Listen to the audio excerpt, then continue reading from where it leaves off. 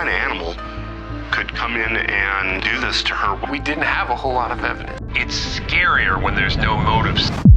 We're sick psychopaths that get pleasure of killing other people.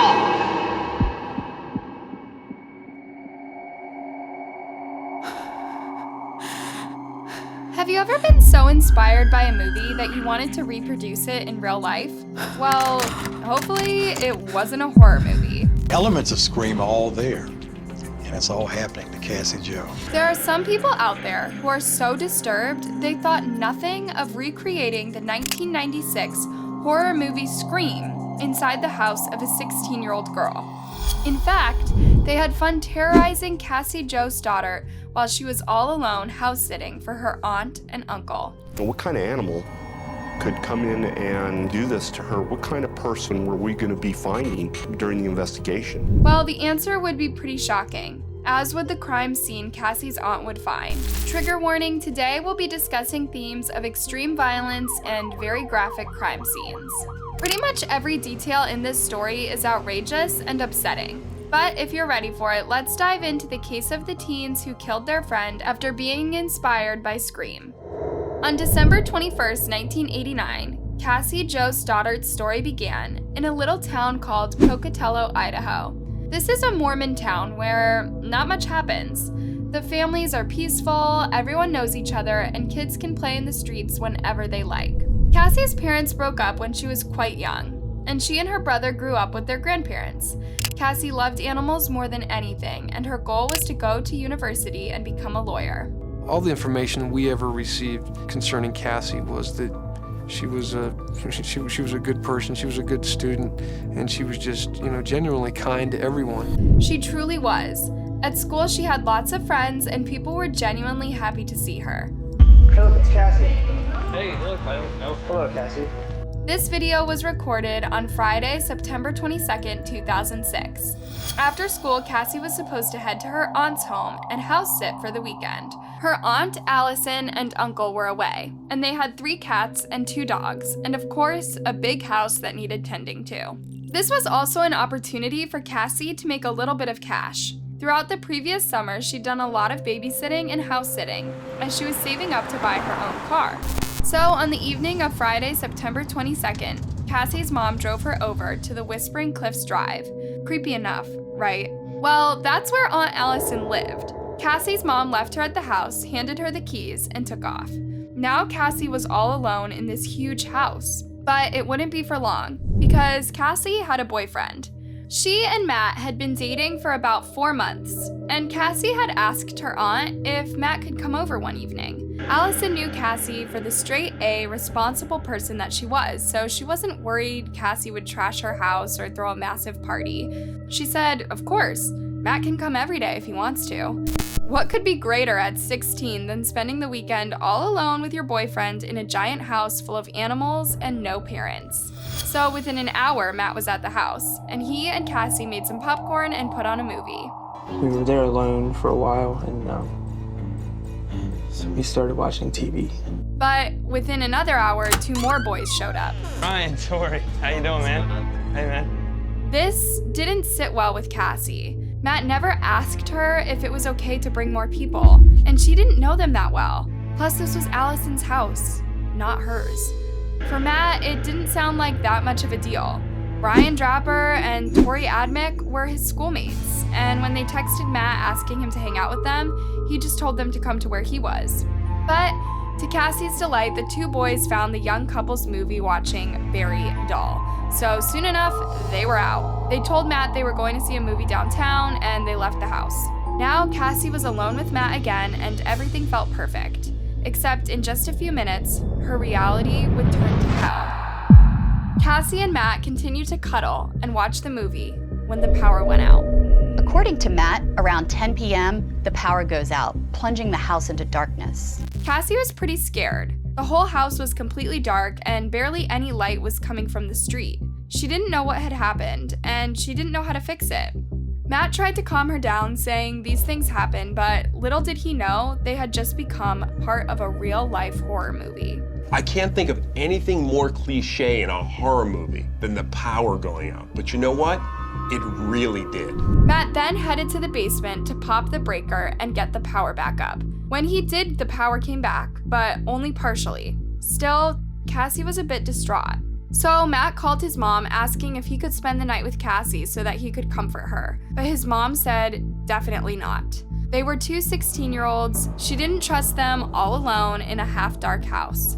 She invited Cassie over, but Cassie said she'd promised Allison she'd watch her house and the animals. She couldn't just leave for the night. So around 10:30 p.m., Matt's mom arrived and picked up her son. Cassie stayed indoors and set out to finish her movie. She would make it a popcorn and movie night until she fell asleep on the sofa. Except she would never fall asleep again. That night, Cassie would lose her life in the most horrendous way imaginable. On the evening of Sunday, September 24th, Allison, her husband, and their 13-year-old daughter returned home. They hadn't heard from Cassie all weekend, so they assumed everything was fine.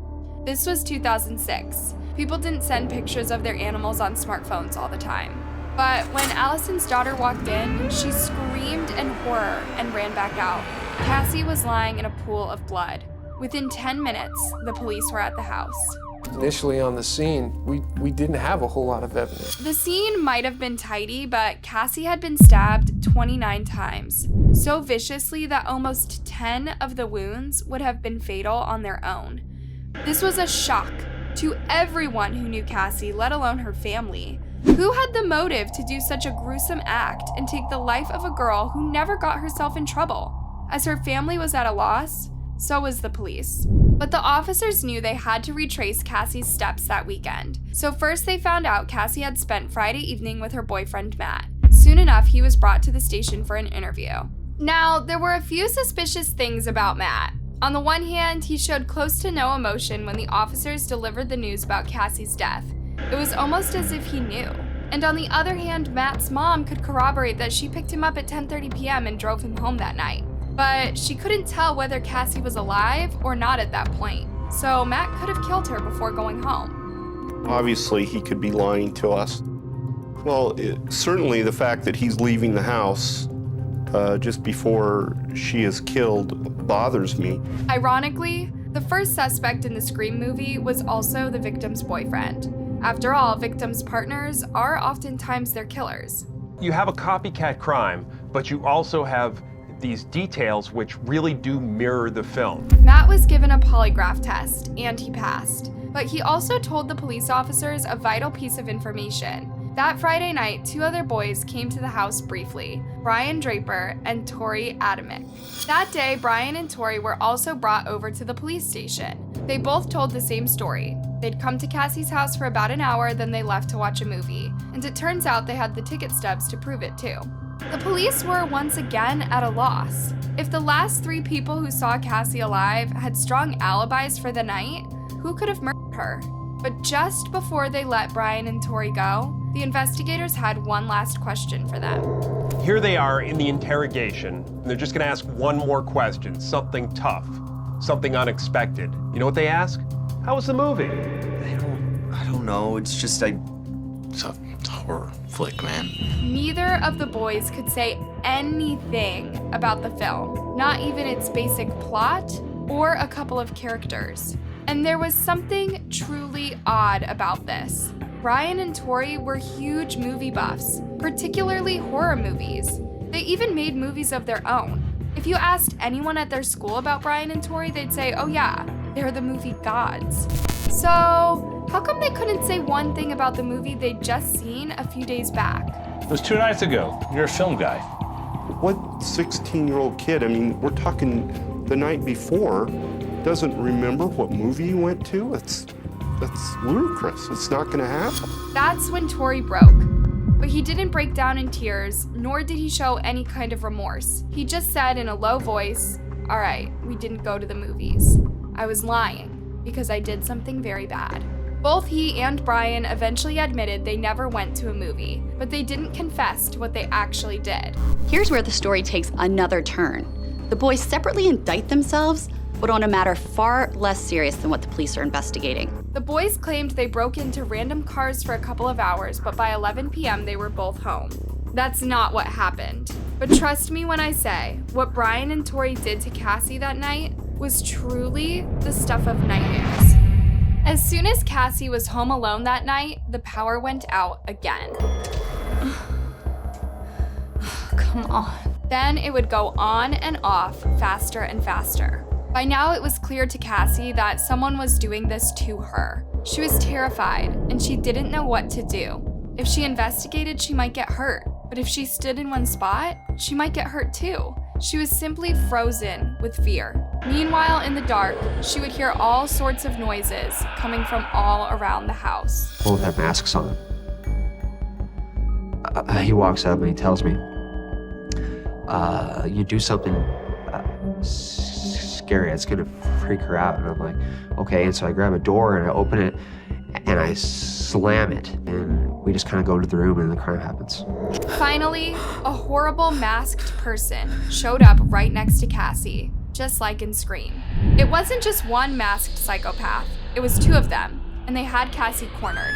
She screamed in horror as she realized there was no way out for her. They pinned her to the ground and jabbed her 29 times. From them, this was just a fun reenactment of their favorite horror movie. How could a bunch of high school kids do this for fun?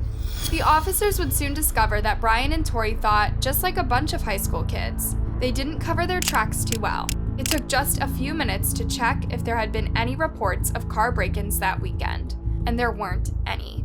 The investigators came to a terrible conclusion. We did not want to believe that Brian and Tori could do this. But we couldn't ignore not only that they're lying to us, but they're lying to us at the exact time frame that we believe Cassie is killed. But the boys wouldn't confess, even though the officers told them they were prime suspects in Cassie's murder. So, the police turned to the forensics team. With this information, the officers could put more pressure on the boys and let them know they can't make up a third lie as an alibi. Then the detective asked Tori about his knife collection, and he requested to speak to an attorney. By law, we are required to not ask him any further questions at this point. The police had to let the boys go for the night. But the very next morning, something truly odd happened. Yep, if you thought the worst part was over, guess again. When the detectives got to the police station that morning, Brian was already there, crying next to his parents. Clearly, Brian was ready to speak, so the detective invited him into the interrogation room again. They had left Cassie's house. They had gone down around the corner, and both of them had taken out knives that they had purchased a while back. They went back to Cassie's house. Brian told the officers how the two boys snuck into the house's basement, how they put on scary masks, and how they played with the power. But that it was just meant to be a prank, Brian said. According to him, it was Tori who impaled Cassie, and Brian just watched in horror. But it's easy to try and pin the blame on your partner in crime, right? The detectives just didn't believe him. I certainly don't believe Brian's version.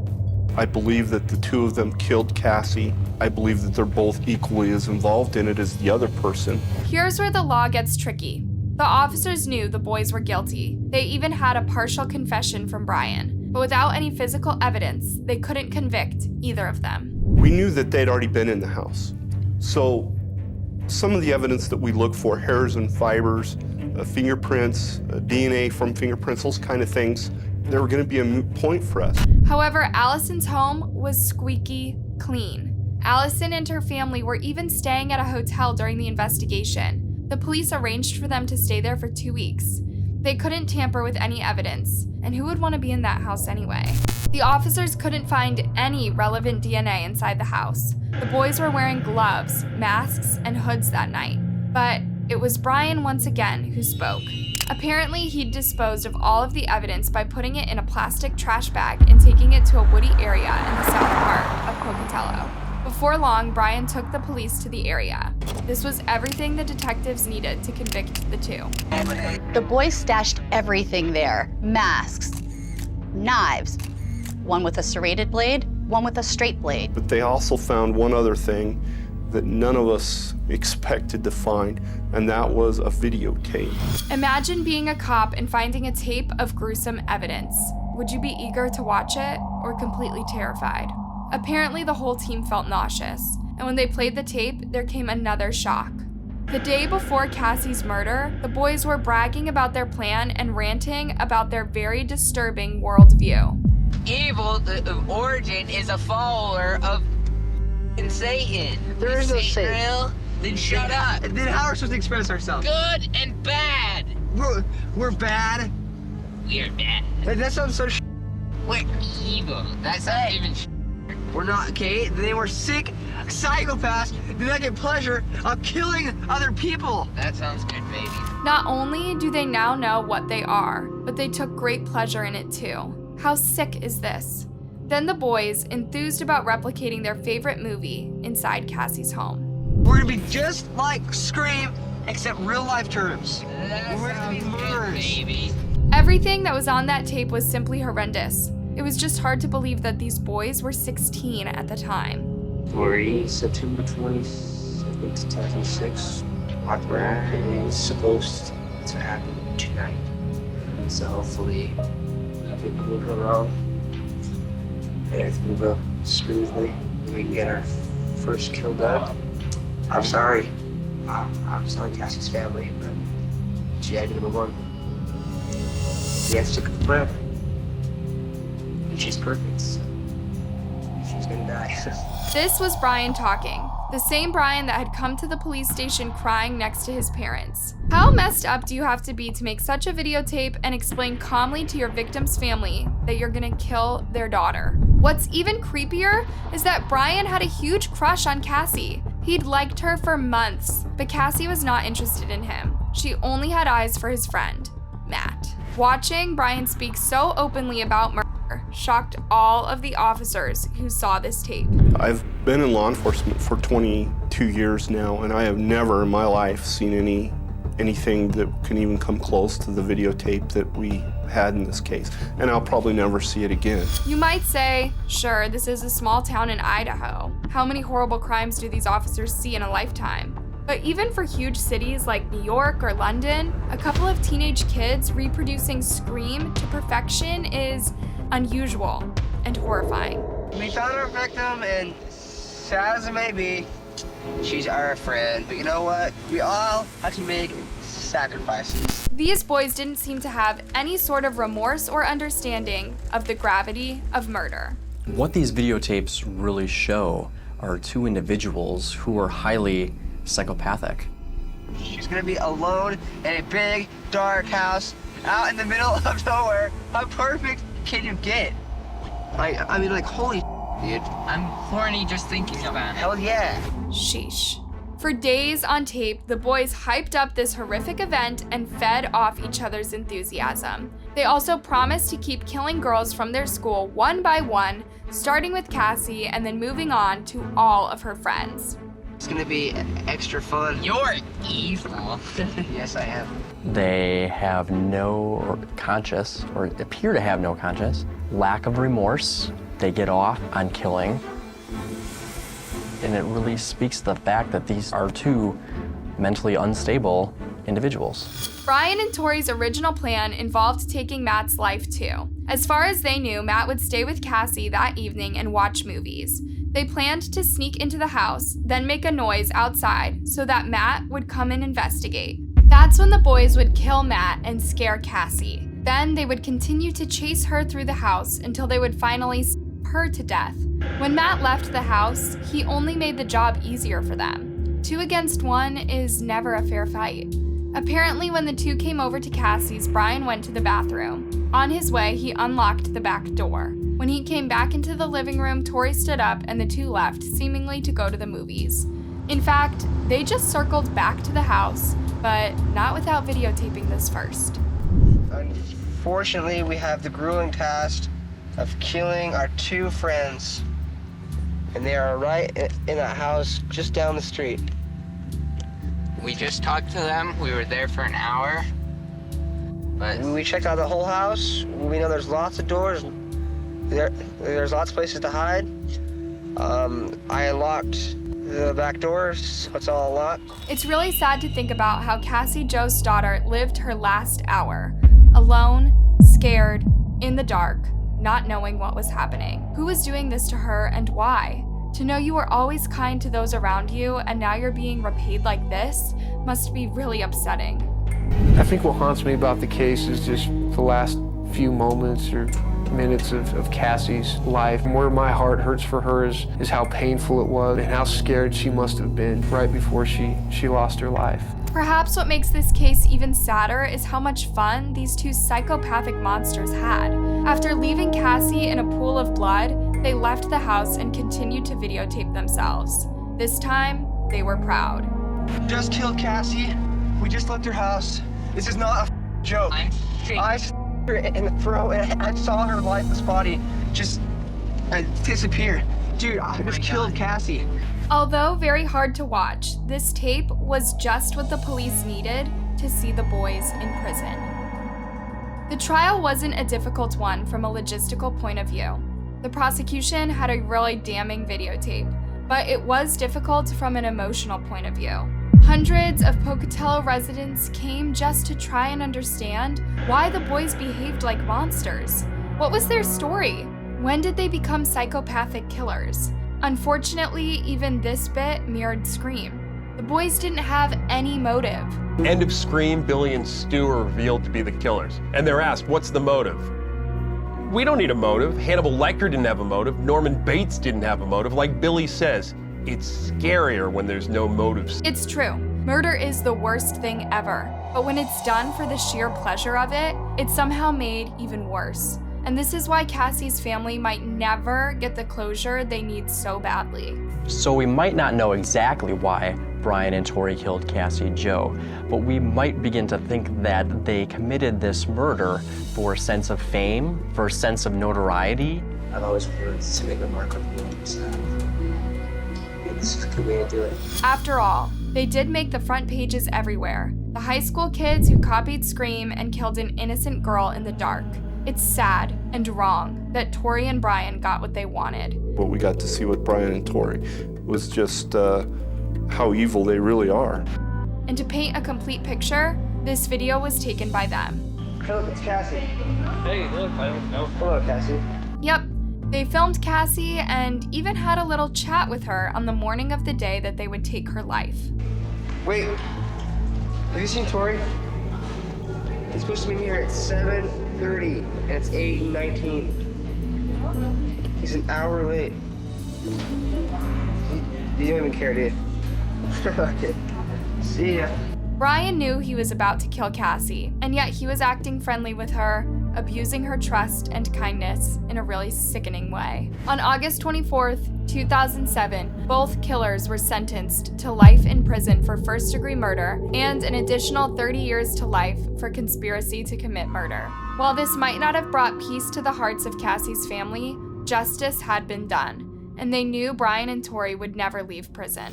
It felt really good to be able to look at the family and have them look at you back, knowing that all of the hard work that was involved in this case paid off. Outrageously, Tori appealed his sentence, saying that he never actually admitted to stabbing Cassie, not during the police interrogations nor on the videotapes. It was Brian doing most of the talking, and Tori was just reacting to Brian's ideas. Then both boys appealed their sentences, saying that there were faults with the search warrants that police handed to their parents to search their homes. Their appeals were all denied. But imagine how upsetting it was for Cassie's family to see that even now, Brian and Tori would not take responsibility for what they did. So just how responsible was Scream for what happened to Cassie? Don't blame the movies, Sid. That's what Skeet Ulrich says. Movies don't create psychos. Movies just make psychos more creative. You'll often see psychopathic killers blaming violent movies, music, or video games for their unspeakable actions. But you're responsible for your own actions. There's a big difference between an artistic creation that shows violence and a violent act in real life. People should learn to own up to it. But did Brian and Tori ever own up to their horrible crime? In 2013, they made headlines again when they appeared in a documentary. This was done after a law was passed in Idaho, making life imprisonment without parole unconstitutional for all juveniles. The boys had a pretty different stance now. I thought that I was a nobody at my high school, and I wanted to be known. And So I tried all these different identities, and I couldn't, find an identity that I could not be pushed out of, I guess. So I got into Columbine. Brian spoke about how he became obsessed with the Columbine shooting and got it into his head that he was an underdog, just like the Columbine shooters felt they were. Things only got worse for him when his crush started dating his friend, Matt. I was attracted to her, and I thought she was a special person.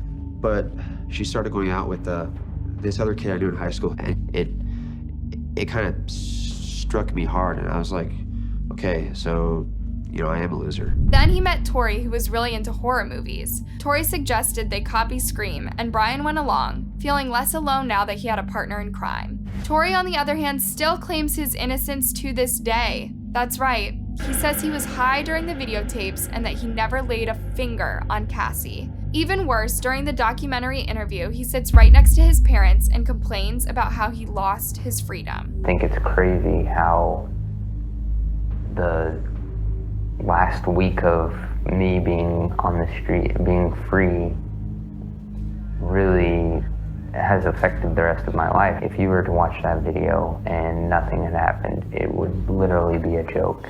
Even his mom claimed her son is wrongfully imprisoned. Of course, she wants her son to be home with her, but is this right for Cassie and her family? What about all the other people Brian and Tori had promised to kill? Would they be safe from someone who doesn't take responsibility even years and years later? Cassie's horrific murder affected her whole family. After finding her cousin dead in her own home, Allison's daughter fell into severe depression, and so did her mother. Allison even lost her job because she couldn't focus anymore.